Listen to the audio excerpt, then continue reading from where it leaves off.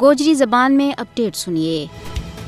Universal declaration of human rights یعنی انسانی حقوق کو عالمی اعلامیوں ایک ایسی دستاویز ہے جو ہر انسان کی آزادی اور مساوات واسطے ایک روڈ میپ کی طرح کم کرے، جو ہر انسان کا حقوق نہ تحفظ فراہم کرے، لیکن بدقسمتی نال جس کا 3 بنیادی اصولوں بچوں کوئی ایک بھی بھارت کے زیر تسلط جموں کشمیر کے اندر موجود نہیں ہے۔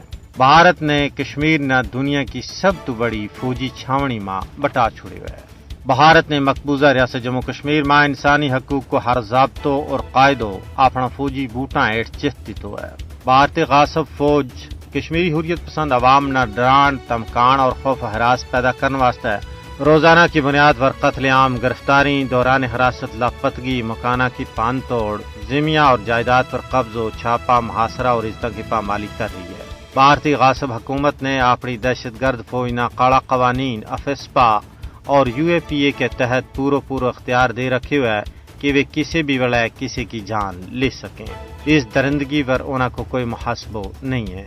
5 اگست 2019 میں بھارتی غاصب حکومت کی طرفوں کشمیر کی خصوصی حیثیت کا خاتمہ تو بعد ظلم و ستم اور قہر سامانی میں بے انتہا باد ہو گیا ہے۔ یہ سارا ظلم جبر کو کھیڑ بھارتی فوج اس واسطے کھیڑ رہی ہے تاکہ کشمیر کا لوکانہ اپنا پیدائشی اور بنیادی حق کی خود ارادیت تو دستبردار کیا جا سکے۔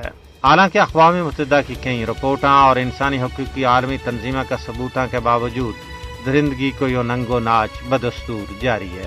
پوری ریاست جموں کشمیر میں مودی حکومت نے دہشت کو راج قائم کیا ہوا ہے۔